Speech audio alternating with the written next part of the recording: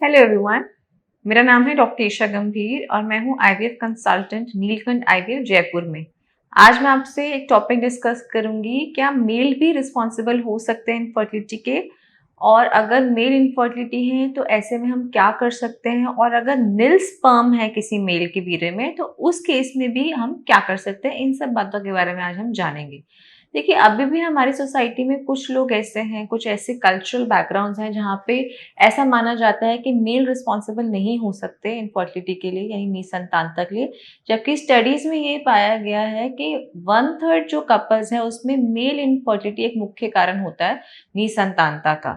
WHO के accordingly वीर्य में कम से कम 15 मिलियन पर ml स्पर्म काउंट होना चाहिए। यदि स्पर्म काउंट इससे नीचे है तो उसे हम लो स्पर्म काउंट बोलते हैं।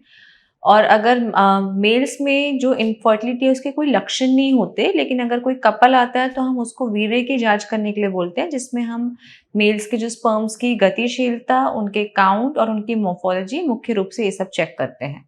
चलिए अब जानते हैं, यदि किसी के 15 मिलियन पर ml से कम स्पर्म काउंट आते हैं तो फिर हम उस केस में क्या करते हैं। देखिए, यदि तो स्पर्म काउंट 10 से 15 मिलियन पर ml के हैं तो ऐसे कपल्स में हम उनको IUI टेक्निक जो है वो ऑफर कर सकते हैं। 2 से 3 बार IUI कर सकते हैं, जिसका सफलता दर 20 से 25% तक जा सकता है। यदि ऐसा करने पर भी वो पिता नहीं बनते तब हम उन्हें डायरेक्टली IVF ऑफर कर सकते हैं।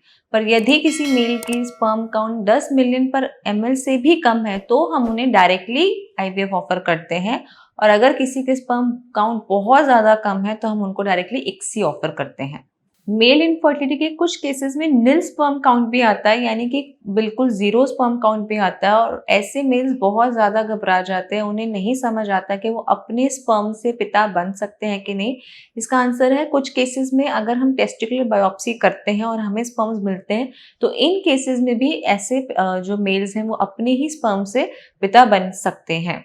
यदि आपको इस टॉपिक के बारे में कोई भी और अधिक जानकारी चाहिए तो आप नीचे दिए गए नंबर पर हमसे संपर्क कर सकते हैं, या फिर नीलकंठ आईवीएफ में आके हमसे परामर्श ले सकते हैं। Thank you very much.